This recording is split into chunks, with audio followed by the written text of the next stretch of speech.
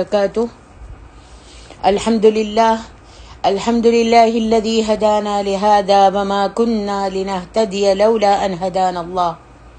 لقد جاءت رسل ربنا بالحق ونودوا أن تلكم الجنة أورثتموها بما كنتم تعملون. وأشهد أن لا إله إلا الله وحده لا شريك له وأن محمدا عبده ورسوله أرسله بالهدى والنور والموعظة.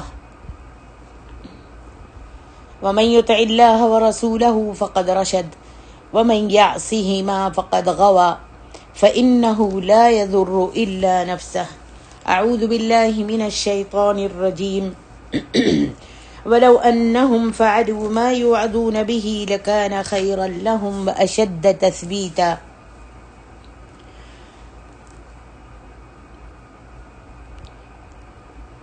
سب سے پہلے ہم اللہ کے شکر گزار ہیں کہ اس نے ہمیں اور آپ کو آج اپنے اس مبارک مجلس میں بیٹھ کر دین کی باتیں کہنے اور سننے کا موقع عطا فرمایا ہے.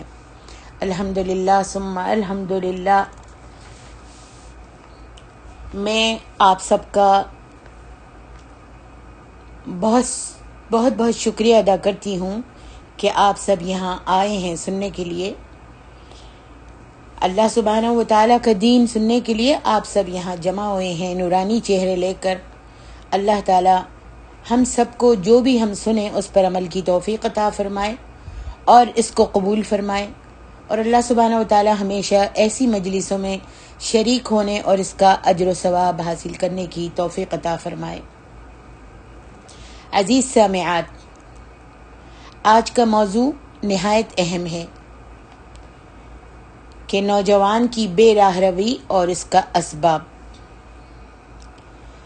سب سے پہلے تو ہم یہ یاد رکھیں کہ اللہ سبحانہ و تعالیٰ نے جو ہم کو پیدا کیا ہے، اس زندگی کے 3 مراحل ہیں.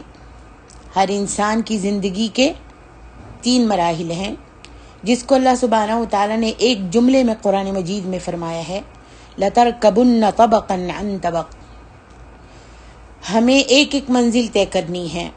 سب سے پہلے ماں کے پیٹ میں رکھا، پھر وہاں سے صحیح سلامت نکالا، اور وہاں جب ماں کے پیٹ میں رکھا تو اس کے بارے میں فرمایا کہ لا تعلمون شیئا، تم کچھ بھی نہیں جانتے تھے. پھر دوسرا مرحلہ جو ہے وہ آتا ہے، دوسرا مرحلہ جو آتا ہے، بچہ جب پیدا ہو جاتا ہے تو ذرا سا بڑا ہوتا ہے، زمین پر بیٹھنے لگتا ہے، رینگ کر چلنے لگتا ہے، اور اس کے بعد بچہ انسان جو ہے کھڑا ہونے کی کوشش کرتا ہے. پھر کیا ہوتا ہے، سبحان اللہ، چلنا شروع کر دیتا ہے. پھر اس کے اسکول کا زمانہ آتا ہے، کھیل کود کا زمانہ آتا ہے. پھر اس کے بعد انسان کے لکھنے پڑھنے کا مرحلہ آتا ہے، اور اسی مرحلے میں انسان جوانی کو پہنچ جاتا ہے. انسان کی پوری زندگی کا سب سے بہترین وقت جو ہوتا ہے وہ سبحان اللہ جوانی کا ہی ہوتا ہے. اسی لیے اسلام نے اس وقت کی کچھ عجیب ترین اہمیت بتائی ہے. اللہ تعالیٰ نے قرآن مجید میں سورۃ الکہف میں اصحاب کہف کا واقعہ بیان کیا ہے. آپ سب اس کی سورۃ الکہف کی تلاوت کرتی ہیں اور اکید اس واقعے کو آپ جانتی ہوں گی. اصحاب کہف کا واقعہ، وہ کچھ نوجوان تھے جس کا ذکر اللہ نے فرمایا، انہم فتیۃ آمنوا بربہم وزدناہم ہدی. یہاں پر اللہ نے چند نوجوانوں کا ذکر بیان کیا ہے کہ وہ اسلام لے آئے، ایمان لے آئے، اللہ کی وحدانیت کا اقرار کر لیا، بتوں سے اور دوسرے معبودوں سے جو انہوں نے بنائے ہوئے تھے ان کا انکار کر دیا. لا الہ الا اللہ کی گواہی دے دی کہ اللہ کے سوا کوئی معبود عبادت کے لائق نہیں ہے، اور یہ کہنے کے بعد وہ اسلام پر ڈٹ گئے. اللہ سبحانہ و تعالی ان کے اسلام لانے سے اور ان کی وحدانیت کا اقرار کرنے سے، بتوں کی پوجا پاٹ کے رک جانے سے ان کے اس ایمان لانے سے خوش ہوا، اور اس وقت اس ملک میں بادشاہ تھا دقیانوس۔ اس کو جب پتہ چلا کہ یہ چند نوجوان جو ہیں ایمان لے آئے ہیں، اسلام لے آئے ہیں اور بتوں کی پوجا پاٹ سے انکار کرتے ہیں، تو اس نے پہلے تو ان کو بلایا اور کافی سمجھایا کہ اس سے پھر جاؤ اور جس مذہب پہ جس پہ تم پہلے تھے اسی پہ چلو۔ وہ چپ کھڑے رہے، سنتے رہے۔ تو بادشاہ نے کہا میں تم کو مہلت دیتا ہوں، کچھ وقت دیتا ہوں، سوچ لو، اور اگر اپنی اصلاح کر لو، اور اگر نہیں تم نے اصلاح کی اور پہلی عادتوں پر نہ لوٹے، یعنی قبر پرستی اور بت پرستی پر نہ لوٹے، تو تم کو قتل کر دیا جائے گا۔ اب یہ نوجوان ان کو مہلت دی بادشاہ نے، اور یہ آپس میں باتیں کرتے ہوئے نکل گئے اپنے ایمان کو بچانے کی خاطر کیا کریں یہ سوچتے ہوئے چلتے رہے۔ اگر ہم نے بت کی پوجا پاٹ دوبارہ سے شروع نہیں کی اور اللہ کی وحدانیت کے اقرار سے ہم نے انکار نہیں کیا تو یہ ہمیں قتل کر دے گا۔ یہ چلتے رہے، آپس میں مشورہ کرتے رہے، ایک جنگل میں پہنچ گئے اور وہاں پر ایک غار تھا، اس میں جا کر بیٹھ گئے۔ جب اس غار میں گئے تو اللہ سبحانہ و تعالیٰ نے ان کو اس غار میں نیند دے دی، سو گئے۔ پھر اللہ نے ان کی حفاظت کی، کیونکہ وہ اپنے دین کو بچانے کے لیے غار میں گئے تھے، اپنے دین کو بچانے کے لیے، اپنی توحید کو بچانے کے لیے، اپنے عقیدے کو بچانے کے لیے غار میں گئے تھے۔ اللہ نے نیند دے دی اور پھر اللہ نے ہی ان کی حفاظت کی۔ کیسے حفاظت کی؟ وہ لیٹے ہوئے تھے غار میں۔ وَنُقَلِّبُهُمْ ذَاتَ الْيَمِينِ وَذَاتَ الشِّمَالِ، کہ وہ اس غار میں سوئے رہتے تھے اور اللہ سبحانہ و تعالیٰ ان کی کروٹوں کو بدلواتا رہتا تھا فرشتوں کے ذریعے۔ آپ کو پتہ ہے کہ اگر ایک کروٹ پر ایک انسان ایسے ہی لیٹا رہے برسوں تو جسم جو ہے خراب ہونے کا خطرہ ہوتا ہے، زخم ہونے کا خطرہ ہوتا ہے، سڑنے اور گلنے کا خطرہ ہوتا ہے۔ اللہ سبحانہ و تعالیٰ نے فرشتوں کے ذریعے ان کی کروٹوں کو بدلوایا تاکہ ایک کروٹ پر لیٹے لیٹے ان کا بدن خراب نہ ہو جائے۔ سبحان اللہ۔ نوجوان، اگر آج کے نوجوان بھی اگر اپنی نوجوانی کو، اپنی جوانی کو اللہ اور اس کے رسول کی اطاعت میں، دین کی خدمت میں گزاریں تو اللہ ایسے ہی ان کی حفاظت فرمائے گا۔ صرف ان کی حفاظت نہیں کی بلکہ آج کے نوجوان کی بھی، آج کے انسان مسلمان کی بھی اللہ تعالیٰ اپنے دین کو سنبھالنے کی وجہ سے، اپنے توحید پر قائم رہنے کی وجہ سے اللہ ان کی حفاظت فرمائے گا، چاہے وہ سو بھی رہے ہوں، جیسا کہ اللہ سبحانہ و تعالیٰ نے اصحاب کہف کی تھی۔ اور آپ کو معلوم ہے یہ کب تک سوتے رہے؟ 309 سال تک یہ اس غار میں سوتے رہے۔ اللہ اکبر، 309 سال۔ 309 سال کے بعد اللہ سبحانہ و تعالیٰ نے انہیں بیدار کیا، زندہ ہوئے، اٹھ گئے، ان کی نیند ختم ہو گئی تو غار سے نکلے، آپس میں ایک دوسرے کو پوچھنے لگے، قال قائل منہم کم لبثتم، ہم اس غار میں کتنے دن رہے؟ کیونکہ وہ بہت آرام کی نیند سو رہے تھے، ان کو کچھ محسوس ہی نہیں ہوا۔ آپس میں پوچھتے ہیں کہ ہم کتنے دن اس غار میں رہے؟ قالوا لبثنا یوما او بعض یوم، پھر ایک نے کسی نے کہا کہ شاید ہم تو ایک دن یا دن کا آدھا دن ہم سوتے رہے ہیں، اور حالانکہ وہ تو 309 سال تک سوتے رہے تھے۔ اب جب اٹھے تو ظاہر بات ہے نکلے غار سے تو بھوک کا بھی احساس ہوا، بھوک لگنے لگی، تو آپس میں ایک دوسرے سے کہنے لگے کہ اب تم نوجوانوں میں سے، ہم میں سے کون جائے گا جو جا کر حلال رزق لے کر آئے؟ سبحان اللہ، ذرا دیکھیے، غور کیجیے، اللہ اکبر، اتنی شدید بھوک ہے، اور اس شدید بھوک میں بھی انہیں حلال رزق کی فکر پڑی ہوئی ہے۔ اللہ تعالیٰ نے ان کے غار میں جانے کے بعد ان کی یہ قربانی کے انہوں نے یہ قربانی دی، غار میں چلے گئے، انہوں نے قربانی دی، اور قربانی اپنے دین کی دی کہ اپنے دین کو بچا لیں، اپنی توحید کو بچا لیں۔ اللہ نے ان کی اس قربانی کو قبول کیا، اور اس قربانی سے پورے ملک میں جتنے بھی مسلمان انسان تھے وہ سب مسلمان ہو گئے، پورے ملک کو مسلمان بنا دیا۔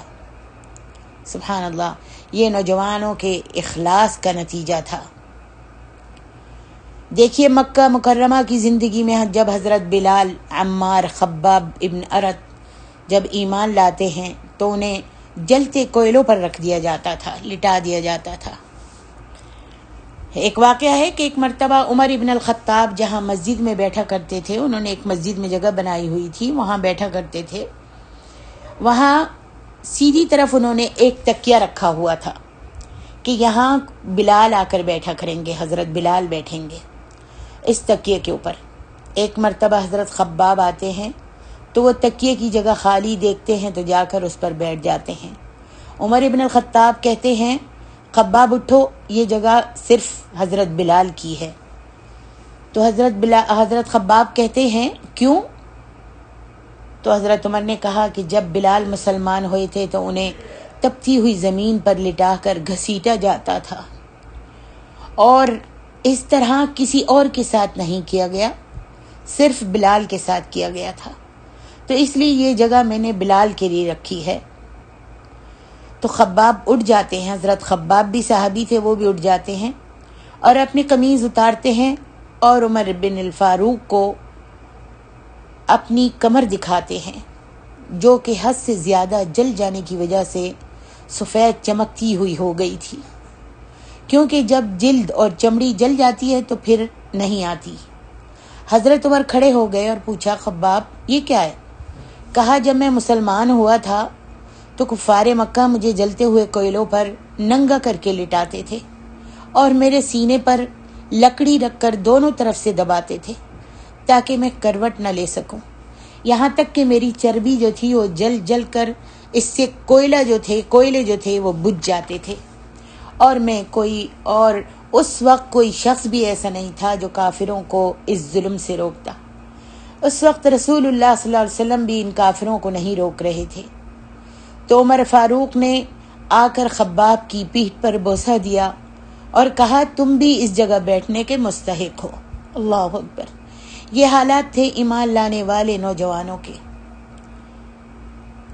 عزیز سامعات، اگر آپ تاریخ پڑھیں گے تو پتہ چلے گا کہ سب جو ابتدا میں حضور پر ایمان لائے تھے وہ سب کے سب تقریباً نوجوان ہی تھے، کیونکہ وہ سب 40 سال کے اندر ہی تھے۔ اس ظلم و ستم کے موقع پر ان کی عمریں اتنی ہی تھیں۔ اللہ سبحانہ و تعالیٰ نے سورۃ الکہف کی آیتیں نازل فرمائی نبی علیہ الصلوۃ والسلام پر، اور فرمائے کہ تم لوگ سب صبر سے کام لو اور استقامت سے کام لو، کیونکہ تم سے پہلے چند نوجوان ایمان لائے تھے تو ان کے ساتھ کیا کیا ہوا۔ انہیں 309 سال تک غار میں رہنا پڑا بے یار و مددگار، لیکن اللہ سبحانہ و تعالیٰ نے ان کی مدد فرمائی۔ جب وہ ایمان لے آئے اور توحید کا اقرار کر دیا تو ان کے ساتھ لوگوں نے کیا کیا، ان کو غار میں رہنا پڑا۔ یہ اللہ سبحانہ و تعالیٰ نے قصہ بیان کر کے سورۃ الکہف میں ان مکہ کے نوجوانوں کو تسلی دی تھی۔ آج دیکھتے ہیں آج کے نوجوانوں کی نوجوانی کہاں اور کیسے گزر رہی ہے۔ اس بات کی بڑی اہمیت ہے، اسی لیے قیامت کے دن جو 5 سوال پوچھے جائیں گے جس کے بغیر کوئی چارہ نہیں ہوگا اور انسان قدم آگے نہیں بڑھا سکے گا میدان محشر میں، ان 5 سوالوں میں سے ایک سوال یہ ہوگا کہ ان شبابہ فیما افناہ، اپنی جوانی کو تم نے کہاں گزارا، کہاں صرف کیا، اپنی جوانی کو تم نے کہاں گزارا، کہاں خرچ کی۔ اللہ اکبر، کھیلنے کودنے میں، دوستوں کے ساتھ رات رات بھر آوارہ گردی کرنے میں، یا پھر بوڑھے ماں باپ کو گھر میں اکیلا چھوڑ کر روڈوں پر گزاری، سینما ہالوں میں گزاری، یا اگر شادی شدہ مرد ہے یا شادی شدہ بیوی ہے، شادی شدہ مرد ہے تو بیوی کو اکیلا چھوڑ کر رات رات بھر دوستوں میں، پارٹیوں میں، شراب خانوں میں، مے خانوں میں، سینماؤں میں گزارتا ہے، گزاری۔ اور بیویوں نے اپنے شوہر سے غفلت کر کے دوست احباب بنا کر پارٹیوں میں، پکنکوں میں اور لوگوں کے ساتھ دوستیاں بڑھانے میں گزاری۔ یا پھر اب تو یہ وبا چلی ہوئی ہے، نیٹ میں، واٹس ایپ میں، انسٹاگرام میں، یوٹیوب میں یا فیس بک میں کہاں گزاری رات پوری رات اس کے اندر ہی لگے رہے۔ سوال ہوگا کہ تم نے کیا کیا، اپنی جوانی کہاں گزاری، اب بتاؤ، جواب دو۔ سبحان اللہ، بتائیے کیا جواب دیں گے؟ ہم سب اپنا محاسبہ کریں، اپنے آپ کی اصلاح کریں، اور جو حقوق اللہ تعالیٰ نے ہم پر رکھے ہیں ان کو پورا کرنے کی کوشش کریں، غفلتوں سے دور رہیں، اللہ اور اس کے رسول کی فرمانبرداری میں اپنی زندگی گزاریں۔ ہاں، جو نوجوان اپنی جوانی کو آوارگی سے بچا کر اور بے راہ روی سے بچا کر دین کی راہ میں لگاتا ہے اور حلال کاموں میں صرف کرتا ہے، تو پھر سن لیجئے اس کے بارے میں مسند احمد بن حنبل، ابو یعلا کی روایت میں آتا ہے، ان اللہ لیعجب من الشاب لیست له صبوہ، اللہ اس نوجوان سے بڑی محبت، بے انتہا محبت کرتا ہے جو اپنے نفس کو برائیوں سے پاک رکھتا ہے، آوارگی سے بچا کے رکھتا ہے اور حلال طریقے کی زندگی گزارتا ہے اور اپنے رب کی عبادت کرتا ہے۔ اللہ اکبر۔ حضور علیہ السلام ساری زندگی دعا مانگتے رہے، اللہم انی اسألک حبک وحب من یحبک وحب عمل یقربنی الی حبک۔ اللہ مجھے اپنا محبوب بنا لے، اے اللہ مجھے اپنے سے محبت کرنے والا بنا لے، اے اللہ آپ کو جو کام، جو چیزیں، جو عبادتیں، جو باتیں محبوب ہیں، پسند ہیں، ان کی محبت میرے دل میں ڈال دے، اور اللہ آپ جتنے بندوں سے محبت کرتے ہیں اس دنیا میں ان سب کی محبت بھی ہمارے دلوں میں ڈال دے۔ اللہ کے نبی صلی اللہ علیہ وسلم یہ محبت مانگ رہے ہیں، اور آج کے نوجوان کو تو اللہ کی محبت، آج کے نوجوان کو بھی اللہ کی محبت مل گئی ہے، جو اپنے نفس پر قابو پا کر اللہ کی اطاعت میں لگا رہتا ہے۔ سبحان اللہ، کتنی بڑی بات ہے۔ سعد ابن سہل، نوجوان صحابی، حضور علیہ السلام کی خدمت میں آتے ہیں اور کہتے ہیں، یا رسول اللہ دلنی علی عمل اذا عملته احبنی اللہ واحبنی الناس۔ یا رسول اللہ مجھے کوئی ایسا عمل بتا دیجئے جسے کرنے سے اللہ بھی ہم سے محبت کرنے لگے اور لوگ بھی مجھ سے محبت کرنے لگے۔ اللہ کے رسول صلی اللہ علیہ وآلہ وسلم نے فرمایا، ازہد فی الدنیا، دنیا کی محبت کو، دنیا کی محبت، دین کی محبت کو دنیا کی محبت پہ غالب کر دو، دین کی محبت کو دنیا کی محبت پہ غالب کر دو، اللہ تم کو اپنا محبوب بنا لے گا۔ اور اللہ سبحانہ و تعالیٰ نے جو بھی کچھ تم کو دیا ہے اسی پر قناعت کرو، اسی پر نگاہ رکھو، اپنے سے اونچے لوگوں کو اور دوسرے غیر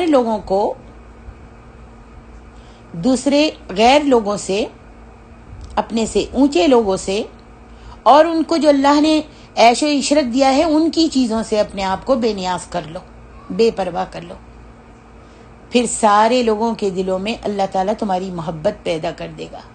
دیکھیے کتنا پیارا اللہ کے رسول نے علاج بتایا ہے، جو اللہ نے تم کو دیا ہے اس پر قناعت کرو، اس پر صابر و شاکر رہو، اس پر اللہ کا شکر ادا کرتے رہو، اور جو لوگوں کو اللہ نے تم سے زیادہ دیا ہے اس سے تم بے نیاز ہو جاؤ، ان کے اوپر نظر مت رکھو، تو اللہ تعالیٰ سارے لوگوں کے دلوں میں تمہاری محبت پیدا کر دے گا۔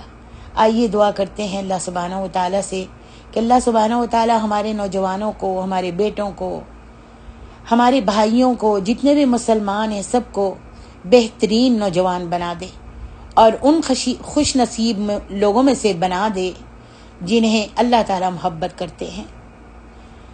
عزیز سامعات، قیامت کے دن جب ہر شخص پریشان ہوگا، ہر انسان اپنے گناہوں کے مطابق پسینے میں ڈوبا ہوا ہوگا، اس وقت لوگ سایہ حاصل کرنے کے لیے چلا رہے ہوں گے۔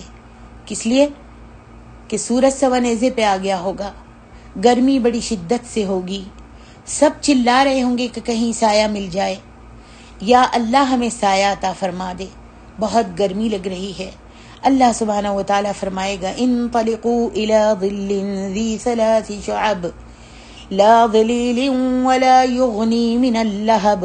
وہ دیکھو سایہ، وہ دیکھو تمہیں سایہ نظر آ رہا ہے، وہاں چلے جاؤ۔ اب یہ دوڑتے ہوئے وہاں جائیں گے سایہ حاصل کرنے کے لیے، تو سایہ کیا ہوگا دیکھیں گے۔ اللہ اکبر۔ سایہ جہنم کی آگ ہوگی، اور دھواں وہاں نکل رہا ہوگا، اور اس دھوئیں میں سے چنگاریاں نکل رہی ہوں گی۔ اللہ سبحانہ و تعالیٰ فرمائے گا یہ تیرا سایہ ہے، ایسے مشکل وقت میں یہ تیرا سایہ ہے۔ اللہ ہم سب کو بچائے۔ ہاں، ان 7 لوگوں کو اللہ اپنے سائے میں رکھے گا قیامت والے دن، ان 7 لوگوں کو اللہ اپنے سائے میں رکھے گا جن 7 کا ذکر اللہ تعالیٰ نے، اللہ کے رسول نے ایک حدیث میں بیان فرمایا ہے۔ 7 لوگوں کو، جن میں سے میں صرف ایک کا ذکر کروں گی یہاں پر،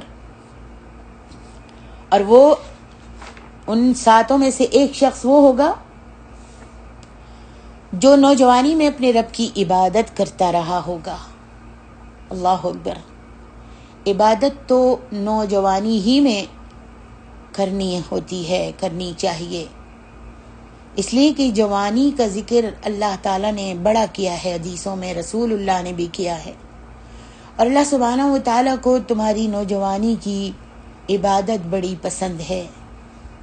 اور ہم سب کو بھی معلوم ہے کہ نوجوانی میں انسان کے پاس طاقت ہوتی ہے، قوت ہوتی ہے، لمبا سجدہ کر سکتا ہے، لمبا قیام کر سکتا ہے، روزے رکھ کر صبر کر سکتا ہے، اللہ تعالیٰ کے آگے زیادہ جھک سکتا ہے، گڑ گڑا سکتا ہے نوجوانی میں۔ کیونکہ بوڑھے ہونے کے بعد تو اکثر لوگ سدھر ہی جاتے ہیں، جوانی میں جو نہیں کرتے عبادت، بوڑھے ہو کر وہ سدھر ہی آتے ہیں اور اللہ کا راستہ پکڑ لیتے ہیں۔ یاد رکھیے، آوارگی اور بے راہ روی 2 طرح کی ہوتی ہے۔ نمبر 1، انسان کے عقیدے میں، دین میں، سوچ میں انحراف آ جائے، گمراہی آ جائے۔ عمل میں نہیں، میں عمل کی بات نہیں کر رہی، انسان کے عقیدے میں، دین میں، سوچ میں انحراف آ جائے، گمراہی آ جائے، سوچ اور فکر میں منکرات اور برائیاں آ جائیں، اور وہ صراط مستقیم سے ہٹ جائے۔ اور دوسری، انسان کے اپنے عمل میں انحراف آ جائے۔ آوارگی، بے راہ روی 2 طرح کی ہوتی ہے۔ ایک، انسان کے عقیدے میں، دین میں، سوچ میں انحراف آ جائے، گمراہی آ جائے، سوچ اور فکر میں منکرات اور برائیاں آ جائیں، اور وہ صراط مستقیم سے ہٹ جائے۔ اور دوسری جو ہے، انسان کے اپنے عمل میں انحراف آ جائے، حلال اور جائز چیزوں کے بجائے وہ حرام اور منکرات کا انتخاب کرنے لگے۔ یہ 2 قسم کی آوارگی ہوتی ہے۔ پہلے نمبر کی آوارگی جو سوچ اور دین میں آتی ہے، وہ کیوں اور کب آتی ہے؟ جب ہم کتاب اللہ اور سنت رسول اللہ کو ترک کر دیتے ہیں، اس پر عمل کرنا چھوڑ دیتے ہیں، تو شیطان کو موقع مل جاتا ہے۔ اب ہمارا تصور، خیالات، سوچ، ہمارا منہج سب ہمارے دل سے نکل جاتا ہے۔ چونکہ ہم نے اللہ کی اطاعت کو چھوڑا تو ہم پر شیطان حاوی ہو گیا۔ جب تک ہم اللہ کی فرمانبرداری کرتے رہے تو اللہ ہم کو شیطان سے محفوظ رکھا رہا۔ اسی کے بارے میں اللہ فرماتے ہیں وَمَن يَعْشُ عَن ذِكْرِ الرَّحْمَنِ نُقَيِّضْ لَهُ شَيْطَانًا فَهُوَ لَهُ قَرِينٌ وَإِنَّهُمْ لَيَصُدُّونَهُمْ عَنِ السَّبِيلِ وَيَحْسَبُونَ أَنَّهُمْ مُهْتَدُونَ۔ عزیز ماں اور بہنوں، یہ آیت یاد رکھیے، جو انسان اللہ کی اطاعت سے کنارہ کشی کرتا ہے، رخ پھیرتا ہے، منہ موڑتا ہے، کاہلی سستی اختیار کرتا ہے، اللہ فرماتا ہے ہم اس پر شیطان کو مسلط کر دیتے ہیں۔ شیطان زندگی بھر اس کا ساتھی بن جاتا ہے، نیکیوں کو اس کے لیے بند کر دیتا ہے، اور لوگ سمجھتے ہیں کہ ہم بہت نیک کام کر رہے ہیں۔ حضرت ابو ہریرہ رضی اللہ عنہ سے امام بہیقی رحمہ اللہ علیہ شعبۃ الایمان میں نقل کرتے ہیں کہ جیسے ایک ملک کا بادشاہ ہوتا ہے، پورے ملک کے باشندوں پر اسی بادشاہ کا حکم چلتا ہے، اس کے خلاف، اس بادشاہ کے حکم کے خلاف کوئی کچھ نہیں کر سکتا۔ اسی طرح انسان کے جسم میں 360 جوڑ ہیں، ان پر بھی اللہ تعالیٰ نے ایک بادشاہ بنایا ہے۔ معلوم ہے وہ بادشاہ کون ہے؟ وہ دل ہے۔ کان پر، آنکھ پر، ہاتھ پر، پیر پر، ہر چیز پر اسی کا حکم چلتا ہے۔ اسی طرح سے دل بادشاہ ہے، اور اسی کی بادشاہت انسان کے پورے اعضاء پر چلتی ہے۔ اگر انسان کا دل درست رہتا ہے تو اس کے اعضاء بھی سب صحیح چلتے رہتے ہیں، کیونکہ بادشاہ تو دل ہی ہے نا۔ اور اگر انسان کا دل خراب ہو جائے تو پورے جسم کے اعضاء غلط کام کرنے لگتے ہیں۔ یہاں پر آپ کو میں ایک قصہ سناتی ہوں۔ لقمان حکیم کے آقا نے، مالک نے ایک دن ان سے کہا کہ لقمان آج تم ایک بکرا ذبح کرو، اور کرنے کے بعد سب سے اچھا گوشت جس حصے کا ہوتا ہے وہ فرائی کر کے بھون کر ہمارے پاس لے آنا، اور باقی کا جتنا گوشت ہے وہ صدقہ کر دینا اور تم لوگ کھا لینا۔ حکیم لقمان نے بکرا ذبح کیا اور پھر دل اور زبان نکال لیا اور اس کو فرائی کر کے بھون کر اپنے آقا کو دے دیا۔ انہوں نے کھا لیا، اور باقی گوشت جو تھا وہ لقمان نے لوگوں میں تقسیم کر دیا۔ پھر کچھ دنوں کے بعد آقا کا دل چاہا بکرا ذبح کروانے کو، تو کہا لقمان بکرا ذبح کرو، جو سب سے بیکار اور خراب گوشت بکرے میں ہوتا ہے وہ ہمیں فرائی کر کے لا کر دو، اور باقی اچھا گوشت سارا صدقہ کر دینا اور تم کھا لینا۔ حکیم لقمان نے دوسرا بکرا ذبح کیا، دل اور زبان نکال لی، فرائی کر کے آقا کو دے دیا، اور باقی سارا گوشت تقسیم کر دیا۔ اب لقمان کا آقا جو تھا بہت پریشان ہوا کہ ایک ہی چیز سب سے اچھی اور وہی چیز سب سے بری، یہ کیسے ہو سکتا ہے؟ تو پوچھا لقمان سے کہ جب میں نے اچھا گوشت مانگا اور جب برا گوشت مانگا تو تم نے دونوں مرتبہ ہی دل اور زبان کا گوشت بھون کر دیا، یہ کیا وجہ ہے؟ لقمان حکیم نے کہا آقا، اگر دل اور زبان درست ہو جائیں تو جسم میں اس سے زیادہ اچھا حصہ ہو ہی نہیں سکتا، اور اگر زبان اور دل بگڑ جائیں تو ان سے گندی چیز پورے جسم میں کوئی ہو ہی نہیں سکتی۔ اللہ اکبر۔ حضرت ابو ہریرہ فرماتے ہیں جیسے کہ ایک کشتی ہوتی ہے، اس کو ہم لوہے کے ٹکڑے کے ذریعے رسی سے کھینچ کر کنارے پر باندھ دیتے ہیں، یعنی کشتی ہوتی ہے اس کو، اس کے لوہے کے ٹکڑے کو پکڑ کر، کشتی کے لوہے کو پکڑ کر ایک رسی سے کھینچ کر کنارے پر باندھ دیتے ہیں کہ کتنی بھی موجیں اسے گھسیٹیں وہ کشتی نہیں جاتی، نہیں چھٹ سکتی، اس لیے کہ وہ رسی سے باندھ دی گئی ہے۔ اسی طرح حضرت ابو ہریرہ کہتے ہیں اسی طرح انسان کے دل کو شیطان اپنی گرفت میں پکڑے رہتا ہے، اس کو جانے نہیں دیتا۔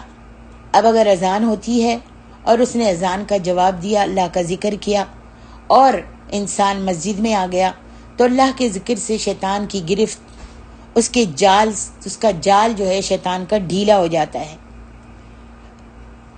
انخرسا، وہ شیطان کنارے ہٹ جاتا ہے، وہ ذکر کرنے سے، مسجد میں جانے سے شیطان کے چنگل سے نکل جاتا ہے، جال سے نکل جاتا ہے، اور شیطان جو ہے وہ ایک کنارے جا کر کھڑا ہو جاتا ہے ایک کونے میں۔ اور جہاں انسان اللہ کے ذکر سے غافل ہوتا ہے، شیطان آ کر بندے کے دل کو دوبارہ جکڑ لیتا ہے، اپنی طرف باندھ لیتا ہے اپنے جال میں، اور انسان سوچتا ہے میں تو آزاد ہوں، جو دل چاہے وہ کروں گا۔ وہ نہیں جانتا کہ وہ اللہ کی اطاعت سے دور ہو گیا ہے، تو وہ شیطان کے چنگل میں، جال میں اور اس کی اطاعت میں آ گیا ہے۔ اللہ اکبر۔ انسان نہیں جانتا، سمجھتا ہے میں آزاد ہوں، میں جو بھی مرضی کروں، جو چاہے کر سکتا ہوں، لیکن اس کو یہ نہیں پتا ہوتا کہ شیطان نے اپنے جال میں پھنسایا ہوا ہے اور انسان اس کی اطاعت میں لگا ہوا ہے۔ چلیے اب ہم خود فیصلہ کرتے ہیں کہ ہمیں اللہ کا مطیع بننا ہے یا شیطان کا مطیع بننا ہے۔ جہاں ہم اللہ سے دور ہوتے ہیں، یاد رکھیے، جہاں ہم اللہ سبحانہ و تعالیٰ کی یاد سے، ذکر سے دور ہوتے ہیں، شیطان نے ہماری ڈوری سنبھال لیتا ہے۔ شیطان ہماری ڈوری سنبھال لیتا ہے۔ شیطان ہم کو کبھی اللہ کا فرمانبردار نہیں بنتے دیکھ سکتا اور نہیں بننے دیتا۔ شرک میں، بدعت میں اس کو گمراہ کر دیتا ہے، ایک طرف سے نکال کر، ایک جال سے نکال کر دوسری جال میں پھانس لیتا ہے۔ آج جو لوگ جمعے کے خطبوں میں اور ایسی نیک مجالس میں، جس میں آج ہم سب بیٹھے ہوئے ہیں اور نصیحتیں کی جاتی ہیں، ان مجلسوں میں، ان محفلوں میں اور جمعے کے خطبوں میں جو نصیحتیں کی جاتی ہیں، اگر ہم ان نصیحتوں کو ماننے لگیں اور سننے لگیں، چاہے وہ نصیحتیں ہمیں بری ہی کیوں نہ لگ رہی ہوں، تو ہم اور آپ انشاءاللہ کبھی آوارگی کا شکار نہیں ہوں گے اللہ کی رحمت سے۔ نہ عقیدے کے، نہ منہج کے اور نہ عمل کے کسی بھی آوارگی کا شکار نہیں ہوں گے، بلکہ ہم صراط مستقیم پر رہیں گے۔ اللہ سبحانہ و تعالیٰ فرماتے ہیں وَلَوْ أَنَّا كَتَبْنَا عَلَيْهِمْ أَنِ اقْتُلُوا أَنفُسَكُمْ أَوِ اخْرُجُوا مِنْ دِيَارِكُمْ مَا فَعَلُوهُ إِلَّا قَلِيلٌ مِّنْهُمْ وَلَوْ أَنَّهُمْ فَعَلُوا مَا يُوعَظُونَ بِهِ لَكَانَ خَيْرًا لَهُمْ وَأَشَدَّ تَثْبِيتًا وَإِذًا لَّهَدَيْنَاهُمْ صِرَاطًا مُّسْتَقِيمًا۔ اللہ فرماتے ہیں یہ لوگ ایسے ہیں کہ اگر ہم ان پر یہ لکھ دیں کہ مسلمانوں اپنے آپ کو قتل کر ڈالو، اگر اللہ حکم کر دے کہ مسلمانوں اپنے آپ کو قتل کر لو، تو بہت ہی مختصر لوگ ہوں گے جو اپنے آپ کو قتل کریں گے، ورنہ کوئی بھی قتل کرنے کے لیے تیار نہیں ہوگا، اللہ کی نافرمانیاں کرتے رہیں گے۔ مطلب اگر ان کو جو ہم نے کہا کہ اپنے آپ کو قتل کر لو، اگر اللہ کی فرما برداری کر کے یہ اپنے آپ کو قتل کر ڈالتے، مار ڈالتے، قتل کر ڈالتے، تو یہ ان کے حق میں بہت بہتر ہوتا۔ یہ ایک امتحان تھا جو اللہ تعالیٰ نے حضرت ابراہیم سے لیا۔ ابراہیم کے لیے بھی یہ ایک امتحان تھا۔ جب کہا تھا حضرت ابراہیم علیہ السلام کو کہ ابراہیم اپنے بیٹے کو قتل کر دیجئے، دونوں باپ اپنے بیٹے کی قربانی دیجئے، دونوں باپ بیٹے تیار ہو گئے، فرما برداری کی۔ حضرت ابراہیم علیہ السلام نے بیٹے سے کہا کہ مجھے حکم ملا ہے کہ میں تمہیں ذبح کر ڈالوں۔ بیٹے نے کہا کہ اگر یہ اللہ کا حکم ہے تو میں ذبح ہونے کے لیے تیار ہوں۔ اللہ اکبر۔ یہ ہوتی ہے اطاعت اور فرما برداری۔ اللہ ہم کو اطاعت اور فرما برداری کرنے کی توفیق عطا فرمائے۔ جب باپ نے پیشانی کے بل زمین پر بیٹے کو لٹا دیا ذبح کرنے کے لیے، تو اللہ فرماتا ہے کہ ہم نے آواز دی یا ابراہیم قد صدقت الرؤیا، اے ابراہیم خبردار بیٹے کو ذبح نہیں کرنا، تم نے اپنے خواب کو سچا کر دکھایا، تم امتحان میں کامیاب ہو گئے۔ ہم تو تم باپ بیٹے کا امتحان لے رہے تھے، اور ہم دیکھتے ہیں کہ تم فرما برداری میں کہاں تک کامیاب ہو، کرتے ہو یا نہیں کرتے فرما برداری۔ تو خبردار بیٹے کو ذبح مت کرنا، یہ لو یہ دمبا ہے، تم اس کو ذبح کر لو۔ تم دونوں امتحان میں کامیاب ہو گئے۔ اللہ اکبر، سبحان اللہ۔ جنت سے دمبا بھیج دیا گیا کہ اسے ذبح کر دو، اور ان باپ بیٹے کی اطاعت فرمانبرداری کی وجہ سے قیامت تک مسلمان اپنی اولاد کو ذبح کرنے سے بچ گیا۔ اللہ اکبر، سبحان اللہ۔ کہ عید الاضحیٰ کے موقع پر ایک بکرا ذبح کر دو، اللہ تعالیٰ قبول کر لے گا۔ اللہ کو تو ہمارا تقوی اور اخلاص چاہیے۔ اگر ہم مشکل سے مشکل کام بھی اللہ کی فرمانبرداری سے کریں گے تو اللہ اسے بھی بہت آسان بنا دے گا۔ اپنے بیٹے کو ذبح کرنا کوئی آسان کام نہیں تھا، یاد رکھیے۔ اللہ اکبر۔ بتائیے کون اپنے بیٹے کو ذبح کرے گا؟ چاہے اللہ ہی کہہ دے، چاہے اللہ ہی حکم کر دے کہ اپنے بیٹے کو ذبح کرو، آج کوئی کرے گا؟ آج کل تو فجر کی نماز بھی مسجد میں امت محمد کو پڑھنا میسر نہیں ہو رہی۔ آج کل تو مومنہ مسلمان عورتوں کو، بے پردہ عورتوں کو پردہ کرنا بھی مشکل ہوتا ہے۔ گرمی لگ رہی ہے، تمبو کی طرح ہیں، خیمے کی طرح ہیں، بہت پابندی ہے اسلام میں، اور آنکھوں کا پردہ چاہیے، دل کی حیا چاہیے، پتہ نہیں کیا کیا کہتی ہیں۔ آج کل تو ہم ایسے ہیں، اللہ اکبر، فجر کی نماز بھی پابندی سے نہیں پڑھتے۔ سورج نکل جاتا ہے پھر جا کے عورتیں بھی 9 بجے 8 بجے نماز پڑھتی ہیں، اللہ ماشاءاللہ جن کو اللہ نے توفیق دی ہے وہ وقت پر نماز بھی پڑھتی ہیں، اللہ ان کو قائم و دائم ثابت قدم رکھے، اور جو سستی اور غفلت کرتی ہیں اللہ تعالیٰ ان کو بھی نیک ہدایت عطا فرمائے۔ یہ سب کیوں ہیں؟ کبھی سوچا ہم نے؟ اس لیے کہ ہمارا دل بگڑ چکا ہے۔ ہم سب کو چاہیے کہ ہم اپنے دل کی اصلاح کریں اور اللہ سبحانہ و تعالیٰ کی اطاعت اور فرمانبرداری کریں۔ سبحان اللہ، آج اللہ تعالیٰ کا حکم ہم نہیں مانتے۔ کتنا کہا جاتا ہے کہ نماز پڑھیں، نماز پڑھنا فرض ہے، پردہ کریں، بے پردہ عورتیں پردہ کریں، پردہ کرنا فرض ہے۔ نوجوان لڑکے، مرد، چاہے بوڑھے ہوں، مردوں پر داڑھی رکھنا سنت ہے۔ اس سنت کو اپنائیں، داڑیاں پوری رکھیں، نماز پڑھیں۔ لیکن رمضان کے علاوہ آج تو مسلمان ابھی تک نمازی نہیں بنا ہے۔